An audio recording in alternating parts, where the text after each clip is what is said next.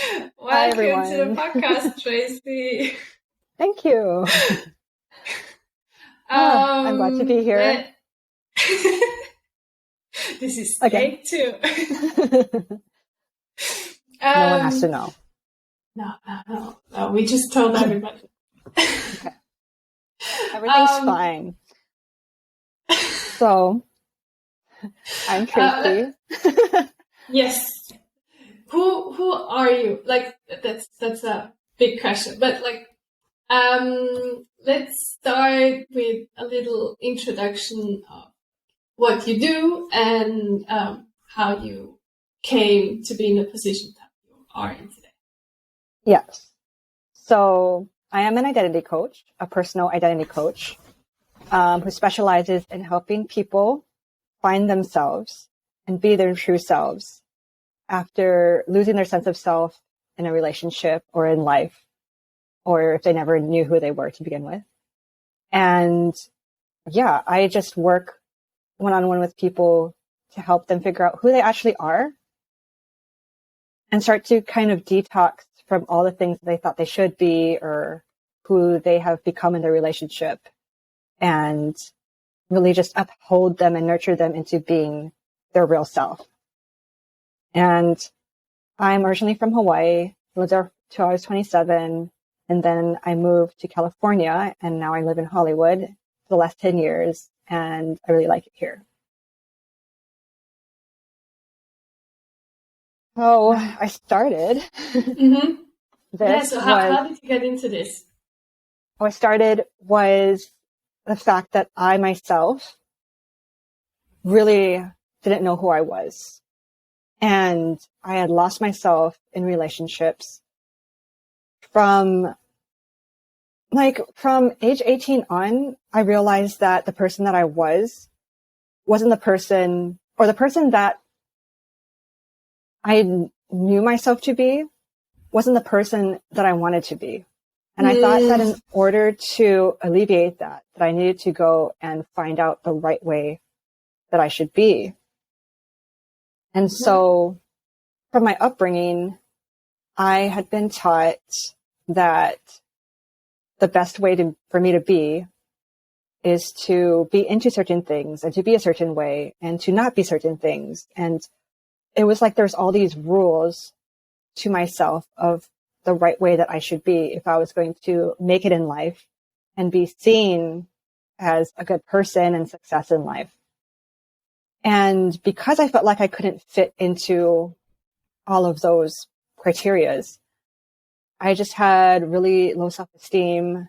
I felt like I didn't know who I was because I didn't like who I was. And so when I started having boyfriends, all of a sudden I was like, oh my God, somebody sees me for who I am. This is great. I need to keep this around. I'll just do whatever it takes for me to be their perfect girlfriend and to make sure this works because I finally feel seen and loved. And it got to a point where I hit rock bottom in my late teens, and we broke up, and I realized, like, shit, I don't know who I am without him. Like, he was my everything. He was what I based all my decisions off of. I think we had been together for about 2.5 years. So that's a long time in teenage life. Yes. I feel like that was a lot of time for me to just make him my whole lifestyle. And I realized if I don't do something about this now, if I don't fix this, I'm just never going to figure out what it is that I actually want to do, who I actually want to be, who I actually am in life. And I wish I could say that from that moment on, I was just being myself from then on out. But it wasn't like that. I had to figure out how to do that. And I felt like I was the only person in the entire world who had this problem because I didn't see anybody else talking about this. And it seemed like everybody else was so confident in who they were. But the truth is that all of us, we go through like these midlife crises and quarter life crises and all the crises because nobody supports us in actually finding out and upholding who we truly are on our own without anybody else. like shaping us or telling us who we should be. And so my journey forward came from me working so hard just to figure out how to actually do the thing where you just be yourself, how to just love yourself when you are starting from rock bottom. So that's how I started, was from being, I'm screwed. I think it's like, don't know when you reach the rock bottom, but something that you like work this out, like who are really, really rewarding. I think it's like, it's a really deep kind of work, right? It's so deep. I think it's the deepest work you can do, or some of the deepest work you can do, is to heal your relationship with your own self. And yeah, I just would always look at those people who seem to know who they were and are so secure and confident in themselves. And I was just like, how do you even do this? So to go from being I had social anxiety. I was super shy. I didn't know how to talk to anybody. I had zero ambition. I was just like at this thing where I was just like, whatever, I don't even know. And to build myself up from there and to become somebody who is in contrast so much more of herself than ever before, it is so rewarding. So you're right. It, like when you're doing the work for yourself, you can personally experience the reward and the change, even though if nobody else gets it, you feel it. Right. Yes. Okay, so how does somebody realize that they have lost the selves? So what would be the symptoms, let's say? Okay. So here's the thing. I feel like, well, I'll just tell you personally what my symptoms were. Sure. So I realized, this is in another relationship, that, well, first of all, I felt like I was just so in love and being the perfect girlfriend. And then one day my boyfriend had mentioned, I think while he was just playing video games with his friends, and I was sitting on the side like a good girlfriend, just waiting for him to be finished so he could come and be with me again. And he's like, oh, you know, you need a hobby, or you should get a hobby. And I was like, or like my soul was like, I was like, what? Why do you think I need a hobby? And at the same time, I thought, well, what are my hobbies? What do I do? I like writing. I like doing creative stuff. And I do those things to some extent. But yeah, most of the time, I'm just sitting around waiting for him to give me some kind of cue that we're going to go and do something together, or when's the next time I'm going to get to spend time with him, or when is he going to be off from work, and when is he going to bed, then I can go to bed. Everything was just structured around paying attention to him. And from that moment, I noticed, oh, he's the first thing I think about when I wake up in the morning is, oh, where is he? What's he doing today? What's his day going to be like? So then I would know how to structure my own day. And like, how is he feeling? What's his mood? Is he stressed out? Okay, then I have to be super calming and I have to work around that. Is he uplifting and happy? Okay, good. So I'll just be uplifting and happy too. So I had to double check with him to find out how I'm feeling. And then I realized he's the last thing I think about before I go to bed. I was like, is he okay? What's our day like going to be tomorrow? How's he feeling about me? Him, everything's him. And even to when I went shopping for clothes, I was like, would he think this is good on me? Is this his taste? Everything was just to please and appease him. And I just wanted to put my own examples forward, because from hearing a lot of feedback from people and from the clients I work with, it is often a surprise to hear these things repeated back and to notice these things in our lives and say, oh, wait, I thought that was normal. I never even questioned that. I never even thought about that, because in our culture, we have all these love songs that say, oh, I need you. I want you. I need you to be with me. We're supposed to be together forever. You complete me. And so we think, oh, this is how it's supposed to feel. Until, okay. And so I just want to do a little caveat here, because that is fine if it works for you and you feel healthy and secure in your relationship and you're just a very close couple. That is totally fine. But usually you can tell for sure that you've lost yourself when you feel this underlying constant anxiety of needing that person. And once they step away and you feel like you're on your own, everything just drops out from under you and you don't know how to function. You don't know what to think about when you wake up. You don't know what you want to do for yourself. And we often don't realize that this is a serious problem until it becomes a serious problem and we start acting weird or too anxious and attachment styles and stuff, that we realize, oh, shoot, this might not actually be what a healthy relationship is supposed to feel like. So yeah, that's my own experience and what I've seen, and way more people than my teenage self would have ever expected also had the same problem. How do you know the difference between the whole relationship being unhealthy versus just you yourself kind of creating that pattern or having that kind of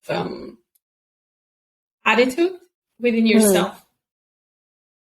So you mean, how can you tell if like the actions are unhealthy or not, or if they're just...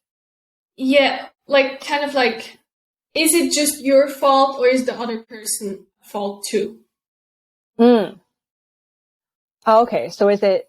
And right, does like, it have to be both, or can it be just one? So it's like... It can totally just be one. Mm-hmm. And there's definitely times where I came into the relationship and I knew that I was the problem. And I was like, okay, because everything else is fine. But there are so many different dynamics in which the partner aggravates it or provokes it or even wants it to happen. And that's definitely not the good sign. Yeah. Yes. And I could go off on that whole thing as well. But as adults, we all do have responsibilities to acknowledge our own behaviors within ourselves. And so even if that person is over there acting however and saying, but they like it when I am like this, think about it for yourself and ask, how does it actually feel for myself when I am this way? No matter what they're saying, check in with yourself, because I think that's the first thing to go, so to speak, when you lose yourself is caring about your own feelings and trusting your own feelings. And so, yeah, it's so important to just notice how you yourself are feeling while you're doing these actions, regardless of how your partner is saying or acting, and ask yourself if it feels healthy to you. Is this love or is this anxiety and fear? Yeah. So it doesn't really matter if the other person is good or bad or what the behaviors are. Is it like, what's the effect on yourself? Coming back to yourself, right? Yeah, I mean... And then going from there, okay, do I like this? Do I not like this? Like, you ask yourself the question about yourself. Is that correct? Yes, always checking in with yourself instead of labeling, because I feel like people who tend to have the codependent or enmeshment tendencies, which is when you lose yourself and you over-depend on somebody. The first thing is we're so used to fixating on what that person's doing, right? So it does matter, right? If they are being bad or abusive to you, that matters, that you need to admit that and start to hopefully help yourself get strong enough to get out of a bad situation. Right. But I do believe that we tend to get too fixated on their behaviors and, oh, but they're nice sometimes. And they said that one time, but then they said they're sorry. And we're so obsessed with them and them.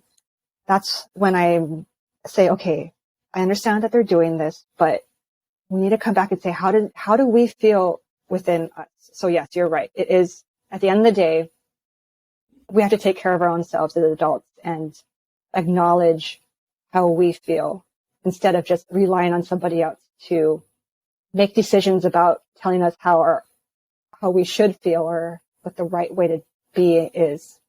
Yeah. Okay. So, like, what would be because you made a few examples of like your own experience, but what are some of the experiences that maybe your clients or that told you or that other people told you where they realized, oh, I'm always doing this and I don't know anymore who I am? Oh, wow. Yeah. It could range from feeling like you're unable to go to the grocery store on your own. Wow. Okay. Yeah. Or feeling like, that's intense. Yeah.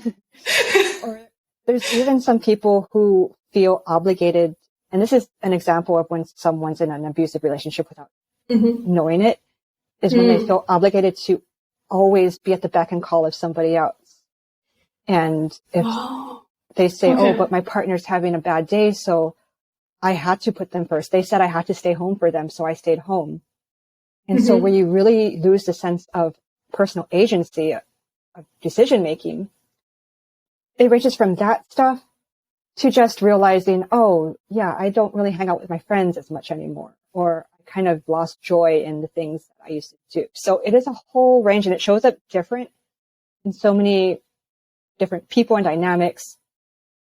But it usually is something where a person feels like they are acting not against their will, but almost like they have become a part of somebody else more than they are a part of themselves. And it's like the line of differentiation.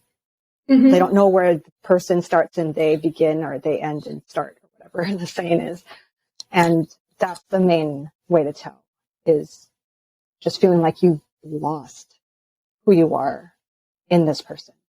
And even if it's like a small way, like just little ways, like one part of your life, like you feel like you don't know how to control your own money anymore because they do it all the time. It's your entire life that's revolving around them. It could be so many different things.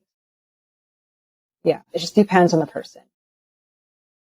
Can you give a few more practical examples? Because, like, I get the whole picture, but I think it's like important for maybe the listeners to have more examples to like maybe see themselves in it. Because sometimes if it's too big, you kind of like just like, oh yeah, that's interesting, but that's not me, right? Yes. Yeah. Okay. So one thing, here's one. I feel like a lot of times, and I talked about this with the love songs and the lyrics. Yes. We tend to romanticize our roles as partners in relationships. And they like, oh, I'm the girlfriend, or I'm spouse, or whatever. And we think that that is, once you're with somebody, you should be that complete circle of, I'm this person's person. But forgetting that you also have a responsibility to be your own person. And that's not what the Hallmark Channel, I don't know if they have that where you are, but it's like all these romantic movies where, oh, you get married and live happily ever after, all that Disney stuff, right? Oh, don't worry, we watch Disney too. Yeah, no, I'm sure you know about the Disney, but that's, yeah, such a good example where we all know, like the happily ever after is kind of just, okay. But in our heads, because, okay, here's the thing. I never thought of myself as an overly romantic, mushy gushy person throughout this whole thing. I was always like, I don't care about marriage. Like, I don't really want to get married. I was like, I don't care about weddings. You don't have to give me roses or anything. I'm not that kind of girl that needs all this stuff. Like, I thought I was so cool about that. So I thought I was being the cool girlfriend by not being into all that romance stuff. But yet subconsciously in my head, I still expected that enmeshment where, oh, we're a couple now, we're together, we are supposed to be one. And so I would say that even if you think that you're not like that at all, I would ask, like, if there's something, like, if you're questioning it, there might be something within you that is a little bit overstepping the boundary of having your own sense of self and the relationship's identity. Because we might think that we ourselves are not like that.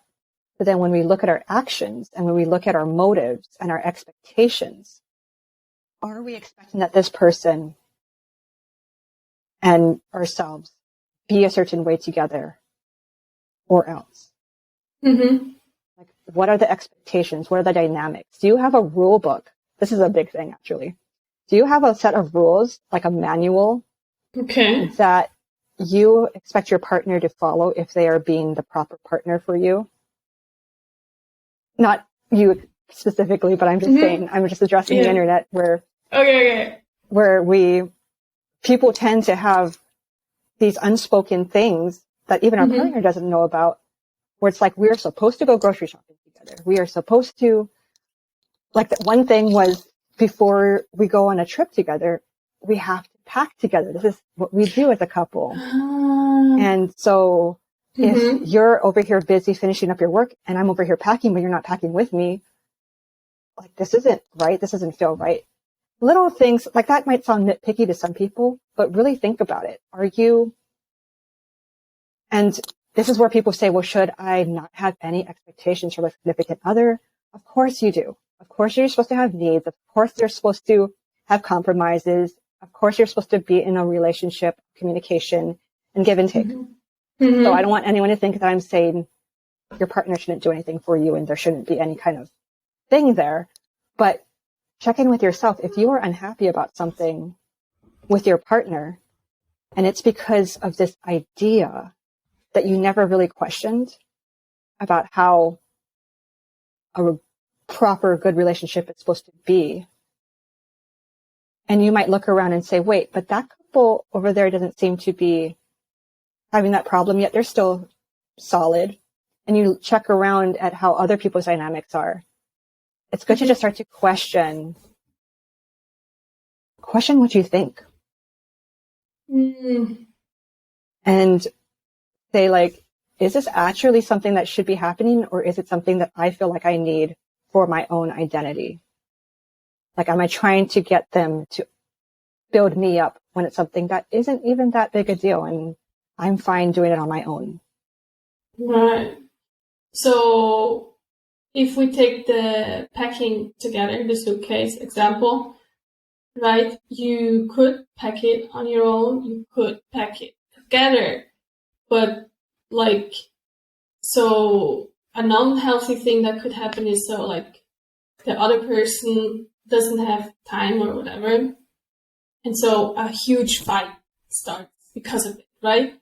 Is that a possibility? Or, like, the one person feels completely abandoned, or it somehow spirals into a negative thing. Yeah. Like, if you have this expectation that you're supposed to be packing together, which there is no law in the universe that says that you're supposed to do that, right? And then you start to make it mean, oh, that means they don't love me. That means that they don't actually care about this trip. Why are they still working? Why are they not doing this? Like, we're supposed to be doing this together. It's so easy to start to spiral down, like you said, and make a fight out of it when maybe there's no problem at all. Maybe they're just going to pack when you go to bed and they finish their work or whatever it is that's going on. And again, this could happen in any relationship dynamic. It doesn't have to be in one where you lose your sense of self. But, and yeah, not every relationship where there's fights and romanticizing and all that stuff is a relationship where you lost your identity. But it is one of the things that it could be when you notice that you have a lot of these little rules and you're always hyper fixated on them and what you're supposed to be doing together. And if you feel like you can't be okay with certain things not being, then it could start. And you're just not a pleasant person to be around. And I can say that from my own experience, because you're just always trying to make sure that everything's fine. It's yourself that you need to work on and check, well, am I okay? Why do I feel like I need this so badly? What is it within me that is wanting this? When it's just packing stuff in. So when you reach that point where you realize, okay, I've lost myself, I don't know who I am anymore, what do you do then? So if you're at the point where you feel like, you don't know who you are, it depends at what point you're at, of course, because some people could be really deep in it.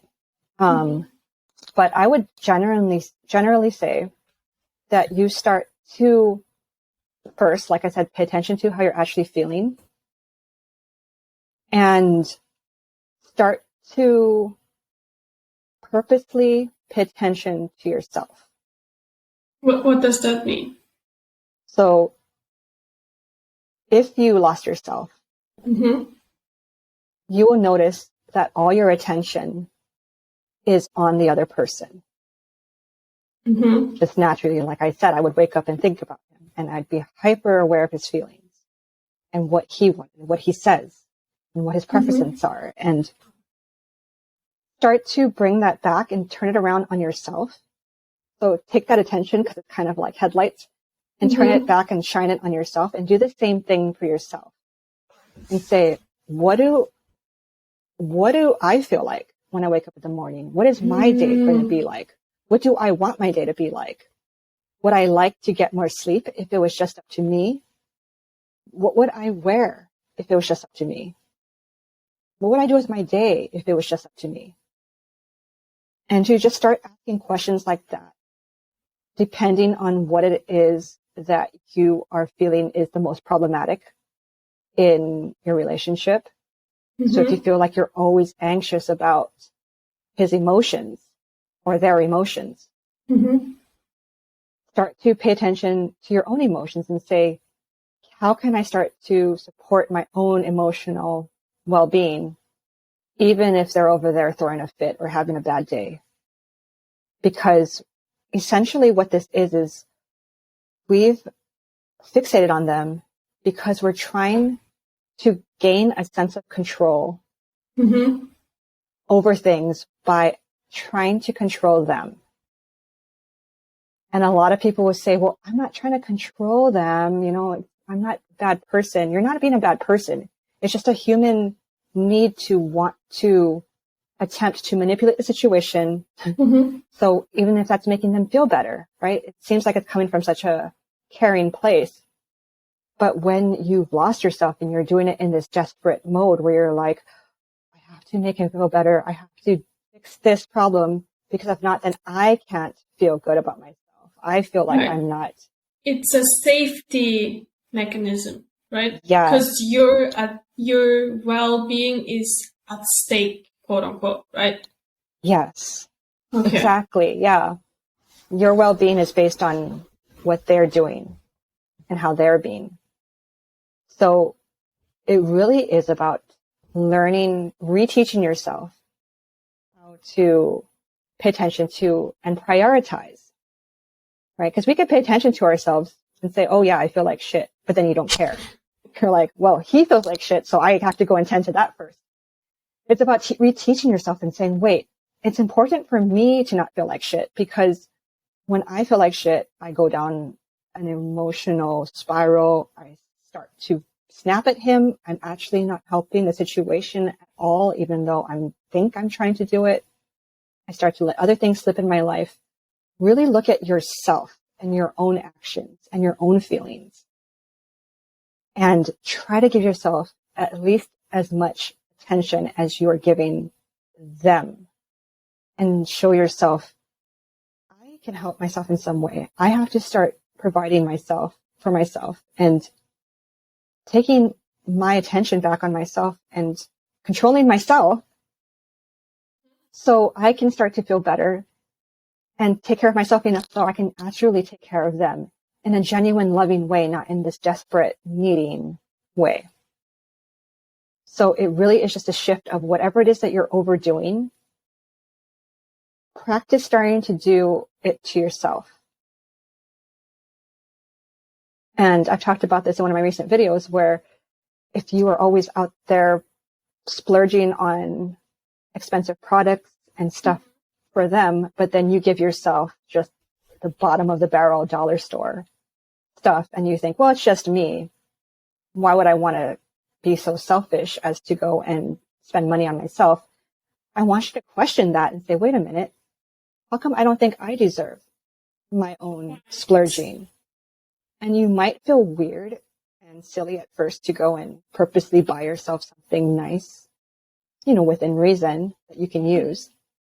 But that's how it's going to feel at first. It's going to feel weird. It's going to feel like you're neglecting that person because you're so used to over doing it for them.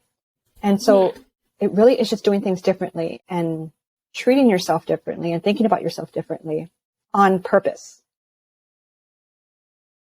And realizing there's a better way to do this, right? Which is why I got excited when you contacted me, because I was like, that's exactly what I thought. I was like, there has to be a better way to do this, to be in this relationship, to be me. There has to be a better way, because the way I'm showing up, I'm not proud of it. I don't feel good about it. Yeah. I feel like I'm trying so hard, but I don't feel like it's working. There has to be a better way. Thank you. Yes, I think the part of feeling like abandoning the other person, can you touch more on that? And how do you know if you're actually abandoning another person or if it's like kind to abandon persons, so in the sense of like splitting up, okay, like you've built yourself up and like you yourself know, okay, this is not compatible. And how do you know if it's just you're feeling like you're abandoning, but you're not actually abandoning the other person? Yes. Okay. So let's start with this. Yeah. Well, obviously, I think, not obviously, but because I was stuck in this too, but if they are harming you emotionally, mentally, physically, right?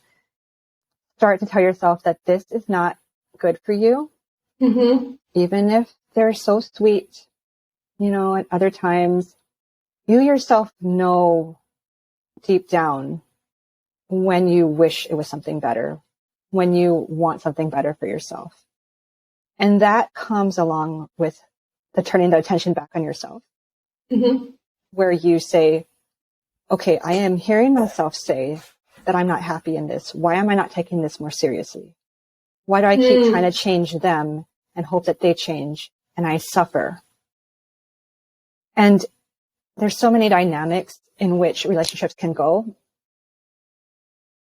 If it's nothing that serious and there is no abuse going on and it's just a lot of disagreements, of course, it's important to put in a lot of care and understanding and trying to work it out and be a communicative, mature relationship to change and grow together.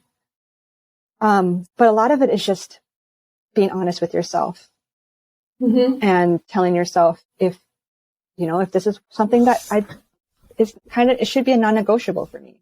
Like if I want somebody who wants to travel the world with me and this person does not want me to travel, they want me to stay with them or something like that. And it's really starting to feel like it's a cage and it's not allowing you to be yourself in your life, then you have to get honest and admit that to yourself. So that being said, we have to notice when we're not actually abandoning somebody, when we take our attention back after giving it to them for so long. And when you're in it, it feels like you're abandoning them because you've been treating them like a baby animal or like a little pet that always needs attention. And you're always thinking, oh, they're so wonderful. And, oh, are they hungry? Are they feeling okay? Do they need to be clean? Like there really is that kind of energy where you're just fixated on this thing. So you might feel guilty or like you're somehow dropping the ball and they're going to wither and die the moment that you focus on yourself and let them just be the baby animal, or let them just go and wander off and let them live their life. Mm-hmm. And so we have kind of gotten it in our heads that we are somehow keeping this together because we're trying so hard, because we're fixating so much. Right. We think, oh, because I'm trying so hard, I have to be the glue Mm-hmm. to keep this going. So the moment that I loosen my grasp, something might happen. I feel like I'm dropping the ball. I feel like I'm just letting things slide. And what I say to this is it's normal. Mm-hmm. It's just because your brain is so used to doing something that it's going to freak out at first. But this is when you observe and say, wait, I was over here for an hour, giving myself attention, working on myself, just noticing what I wanted. And that person over there is fine. They're still alive. They're still functioning. We're still together. And I know it sounds silly, but it really is something that you have to tell yourself. Like, okay, they're fine. We can actually go over here and do something for ourselves. And we're not going to break up automatically. Mm-hmm. And if we do, there's something more to that than there. So it is about asking yourself, am I really neglecting this person? Mm-hmm. And am I letting them, right, if you're in that kind of relationship, am I letting them tell me that I'm neglecting them when I'm really just trying to find at least 20% of my own time to myself, right? Like, look at how much time have I spent on them? Mm-hmm. Letting me have time to myself? Am I letting myself have time to myself? And to remind yourself that this is not selfish. It's not bad. You don't always have to be there for them 120% all the time. People are allowed to be themselves, just go and live their lives and let things happen, right? It's like being an overprotective parent. You have to let your child go and explore the world. Right. So letting your relationship breathe a little and just reasoning with your brain and saying, I know you're freaking out and it feels like you're dropping the ball, but look at the facts. Are they okay? Are we okay? Then okay. Then I'm not neglecting anything. I'm going to go and do this with myself. Maybe nothing actually just happened. Yeah. Right? Yeah. It is like, and I'm sure you've been in those situations where you think something's going on, but it's all in your brain. Or someone says something and our brains start to go crazy. But if you look at the surface, the pure facts of the situation, nothing actually happened. Right. And it was all in your head. So it's along those lines where you have to kind of check yourself and check the reality and give yourself a little bit more and more freedom each time. So in my most recent video, I said, give yourself 5 minutes of freedom. That's a good start. Like, yeah, that's reasonable because 5 minutes you can probably do. Maybe sometimes just 1 minute, right? 1 minute. Yeah. Because, if you started with the whole day, like, you're lost. Oh yeah, that's too hard. That's way too hard. Yeah. And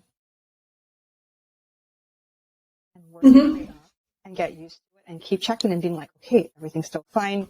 You have to really start to just reprogram your brain into creating a sense of safety for yourself, of giving yourself the time to be with yourself and pay attention to yourself without guilt or pressure, feeling like you need to be doing something else. Because you're not a parent in this relationship with your partner. You're not the parent. This shouldn't be that kind of dynamic. You should have time to tend to yourself, or you're going to feel like you're always beholden to them in some shape or form. Right. Right. So we talked a little bit about knowing who you are and then listening to who you are, and like, how does that fit into there? Because I feel like that's like the next progression, right? Mm-hmm. So you mean like, how do you start to, sorry, what were you asking? Yes. So how do you then know who you are? Or when you feel those feelings, how do you know it's you? And how, when you think those things, how do you know it's your thought? Ooh, okay. So, also very nuanced, but so the way that I do it when I'm working with people is I ask questions that range from like, what was your childhood hero to what triggers you right now? Because these things are all clues to our true selves. Oh, interesting. Okay. And usually when people are like, oh, I'm going to get to know myself, they start off just being like, well, I work at this job and I like this and I like that. But it's all this very surface level stuff. And it feels kind of empty and like you're filling out a resume, right? Yes. So I like to go and work and go into the fun stuff, the stuff that we forgot about a long time ago, or we were told that's silly and that doesn't matter. And so, yeah, I like to say, okay, so when you're growing up, when you're a kid or a teenager, who did you really admire and think was cool? And I'm talking like Batman or like your pop star band stuff. It doesn't have to be like this proper scholarly answer. Like I have a Catwoman picture on my wall right now because she is a clue to my actual self. And okay. The more that we start to remember the role models we had before we were told who we should want to be like, and we were just naturally drawn to these things without anybody telling us you should be drawn to this. That is ourselves, like uncensored and true, right? Because if nobody like why, so for example, for Catwoman, nobody told me I should like Catwoman. I could have liked Wonder Woman or Supergirl or someone else, but something about Catwoman, I was drawn to her. And so when I was working on myself, I made a list of all the things that I was super into as a kid naturally. And I said, why? What is it about that? Because it's more than just, oh, she's cool and she can kick ass. I mean, that's part of it because so many other superheroes could do the same thing. But there are certain things, like I like that she was kind of like sleek and sly. And she wasn't like, okay, I'm going to go and save the universe. She was very like undercover, and something about that related to me. And I was like, I like that she was so efficient and like quiet about it, and like almost like a spy or something. I kind of like that energy. And so in my own life, I was like, I want to be kind of like that in a way, in like a grown-up way, where get the job done really well. I am very efficient. I know how to have fun and be a little bit like coy about things, but I can get the job done to be serious. And I don't know, there's so much more intelligence and clues in these silly things about ourselves than we give ourselves credit for. And that's what I love to work on, digging up with clients and myself and just people in general, because that's our true selves. And, so yeah, the question was like, how can you tell? So you can tell just by looking at what it was that you're drawn to before anyone told you you should be drawn to that. And to allow yourself to be silly and ridiculous, because a lot of things that we dismiss as just like, oh, that's just a silly thing that I like, or that's just some, like I mentioned to you earlier that I'm into Rammstein. And Yes. It's kind of like, it must sound silly to somebody who's from there. But to me, they got me through like high school and stuff because, well, I like the way the music sounds, but there's so many other things about them where they're weird, but they're also funny in a dark way and all this stuff. And all of this stuff was clues to how I truly like to be and what I'm drawn to. And it's important to uphold these things within ourselves and say, okay, there's something about this that you like. This is important. And I think a lot of it is also a practice. If you are so outside of your own emotions that you've forgotten what it feels like to actually be into something, start by looking at the small things that you know for sure that you are into, so you can feel that again and say, okay, this is what it feels like to actually be into something without anybody else telling me. And then when you focus on other situations in your life and you're feeling it out emotionally, check in with yourself and say, does it actually feel the same truthfulness? Like if nobody else had an opinion about it and I was just allowed to be selfish and ridiculous and whatever and totally candid about this, would this be my actual answer? If I didn't care what anyone else thought or if nobody else was impacted. So it is a practice because we're so out of practice with it. But I would say, to just start to remember what it was like to be into things naturally. And to give yourself that and to tell yourself it's important. Yes. It's important enough. You can pay attention to it, right? Yeah. And that there's so much more information there than you might think. What kind of transformations have you seen with people that you've worked with or that you know of when they started uncovering these kind of things? It's my favorite part, just to see people come, sometimes people come and they're just like, oh, all they can talk about is the relationship. And I'm like, well, tell me about what you want.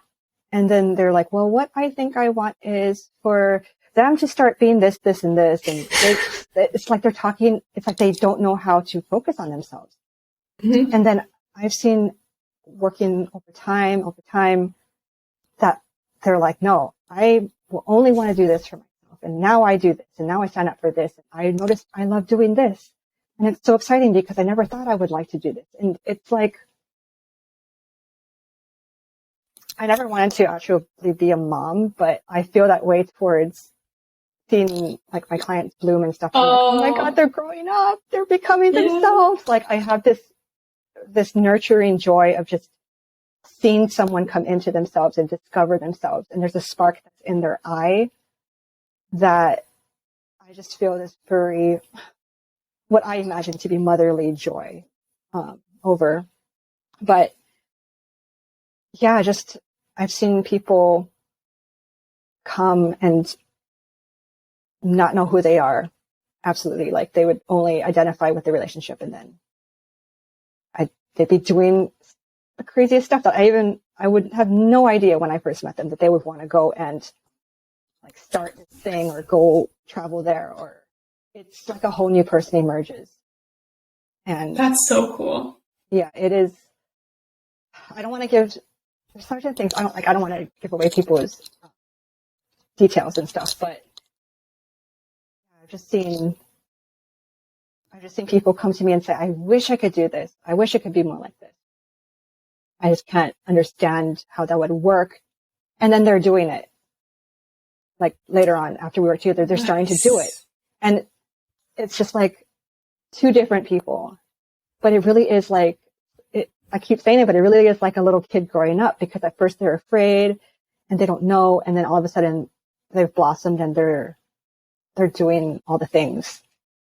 And it just comes from the identity piece. Because I think a lot of people say, oh, I want to have confidence. I want to feel like I have direction in life. I want to have this is like all these things. But I'm like, okay, well, I'm not a money coach. I'm not a travel coach. I'm not even a relationship coach, so to speak. Mm-hmm. I'm a personal relationship coach. But when you work on your all of those things naturally.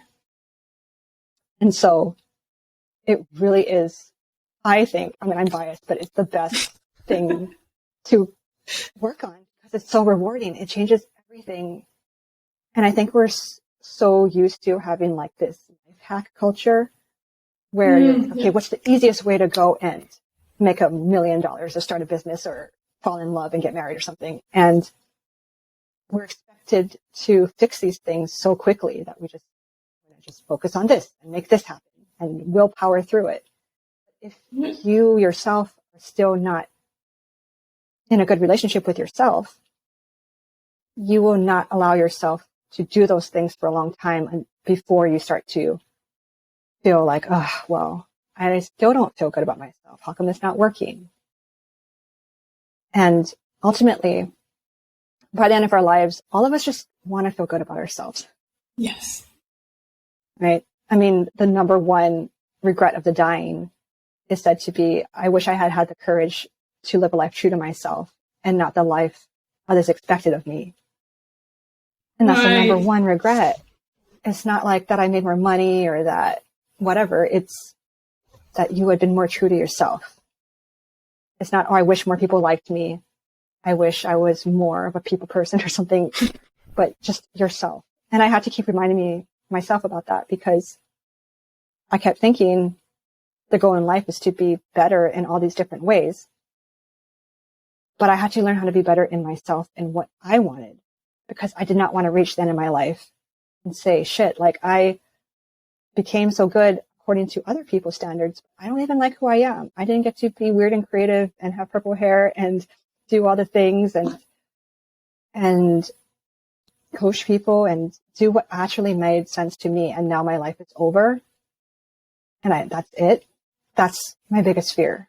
And so that's how this all started was I was like, I have to start figuring out who I am first in order to ensure that I can get as close as possible to myself before the end. Right. No big deal. Shallow. Just like light talk here. But it's like, I get it. You know, it's so fundamental.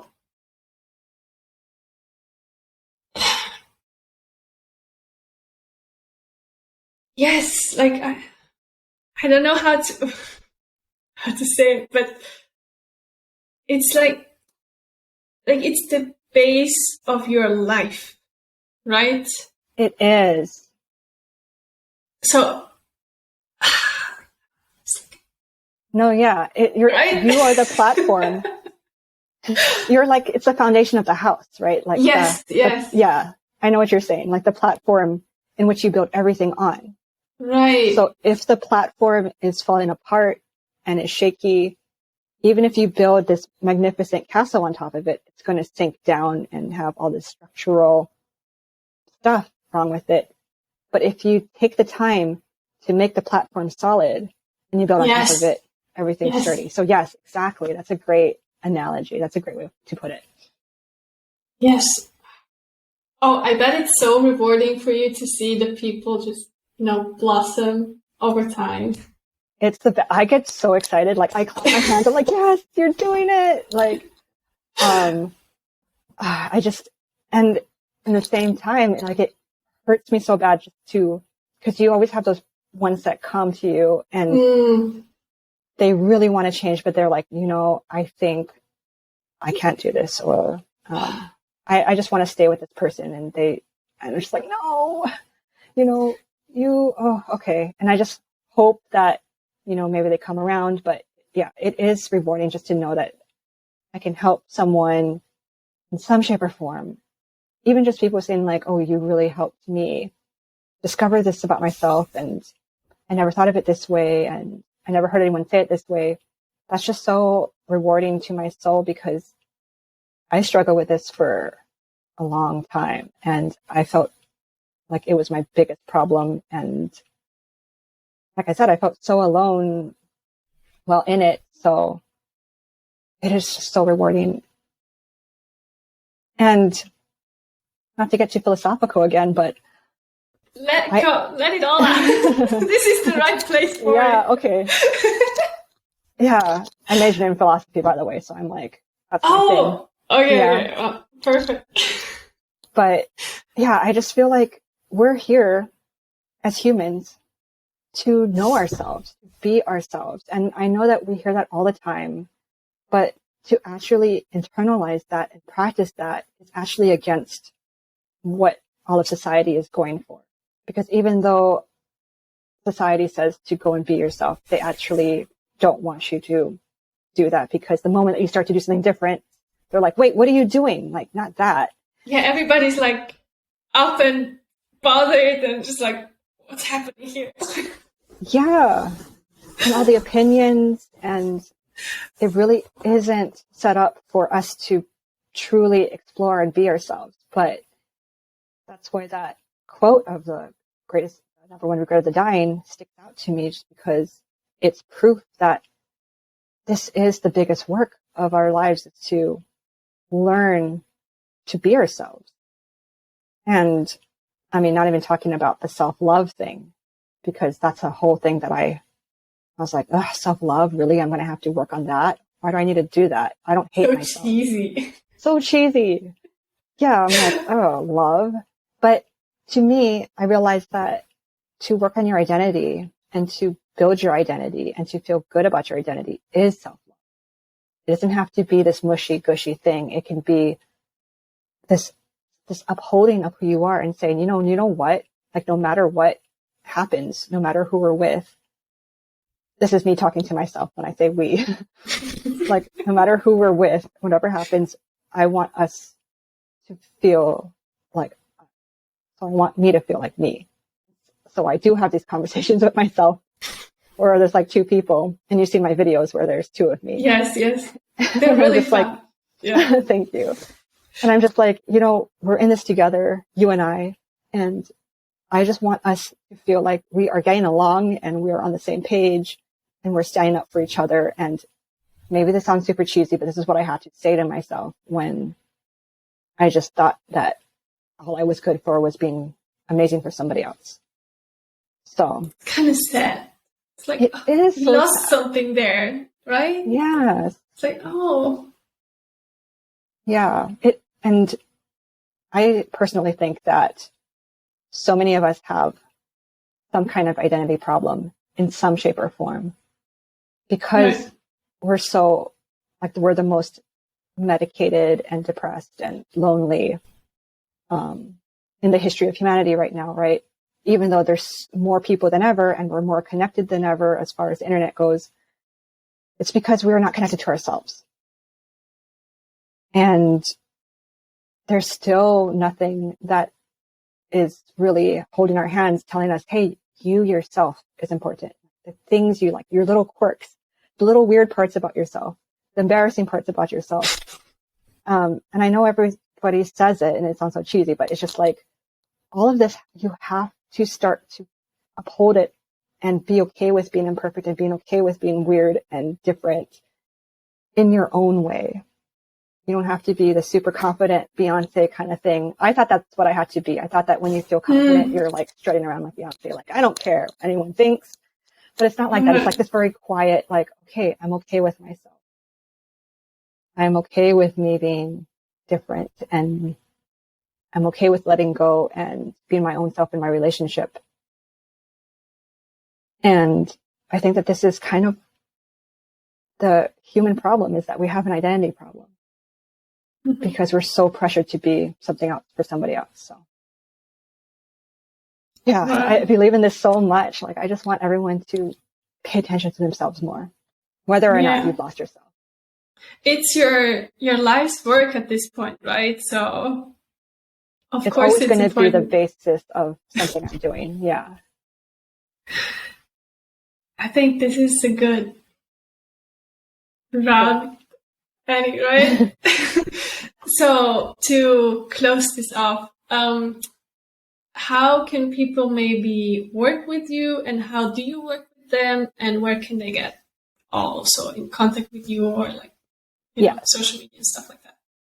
So I am Tracy Konane on everything, tracykonane.com, Tracy Konane on Instagram, TikTok, and YouTube. And I work with people one-on-one because I really like, it has to be personalized. It's your identity, right? Right. It has to be one-on-one. So makes sense. You can book something, you can book a call with me through my website. Also the link in my bio in Instagram. And I hope to in the future offer maybe some kind of membership thing where I can drop in some personalized videos, and it's a more, more affordable price for those who just want to dip their toes in. So that might be on the horizon, but as of now, one-on-one, and follow me. I create fun videos, hopefully. And, Tracy Konane. That's really cool. And your, I want to add that, like, your Instagram, the little skits you do, they're really good. Thank you. Yes, English. Give me a second. It's okay, guys. She speaks 5 languages. I don't even know how she can do more than one. I can barely speak any Espanol, so. So what I wanted to say is, I think you portray really well the little moments where oh, I did this before, or like I thought about this before and then I changed it. And it's those like everyday things that you show that there's like they're like really real. So it's like, I think that's what's like gonna like touch the people, because they will see themselves. Oh, like the example you made before, I bought the cheap shampoo for myself, but the expensive one for my boyfriend. I woke up and thought about him, and then I woke up and thought about myself. Yeah. And stuff like that. I think it's really good. So Thank you. Thank you. I'm glad that you and other people have given me good feedback on that. Cause I feel like I just really wanted to show kind of like the invisible workings of my brain. That's what because I never thought of it that way either. So I'm glad you said it. I was like, what is it? And it's the inside of my brain, which when I first got on social media, I was thinking, okay, I'm not doing like a before and after that's visual, so to speak. So how do I convey the difference? And I'm like, oh, my brain. So if I could just put you guys in my brain and say, like, yes. Look, okay, what happened? Yeah. I'm glad you said that, because that makes me understand my own creative expression better. And I am trying to just show what goes on inside of our heads that maybe we don't even know how to express. Because this is stuff that in the past I would never wanted anyone to know. Like, I don't want anyone to know I'm thinking like this. But then now I'm like, it's fine. Like, we're human.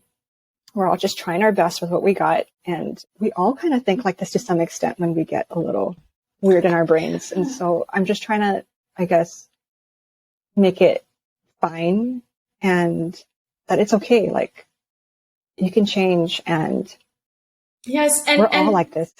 And it didn't stay like that. It's not like you're stuck to think about the cheap bottle or your boyfriend always in the morning. Yeah. It changed. Like, oh, now it's better. I do something else. Yes, you can change. You can change your ways, because if you got yourself into that, you weren't born like that. You over time became like that because of what you're thinking, but you can unthink your way or reprogram your way into being a different version of yourself. And I want to show people like it's possible if I can do it and I was that lost, like it's possible for you to do it. And I wanted to portray, because like one of the things is that I kept hearing about, oh, well, you just have to put yourself first, put yourself first. And I'm like, what does that even look like? Right. What does it mean? What is that in my daily life? How do I put myself first? Like, and so now that I've come as far as I have, and there's still more to go, by the way, but I'm always working on myself. But now that I come as far as I have, I want to show, okay, this is what I found. That this is what it feels like to put myself first. And so I want to show you guys, like, this is what I experienced. And so we don't all have to feel so lost when someone's like, oh, just put yourself first. Stop worrying about him. It's like, how? So, right. Yeah. So thank you. Yeah. I'm glad it really cathartic for me because it was so painful. Like, oh, good. It was for something and I can help people.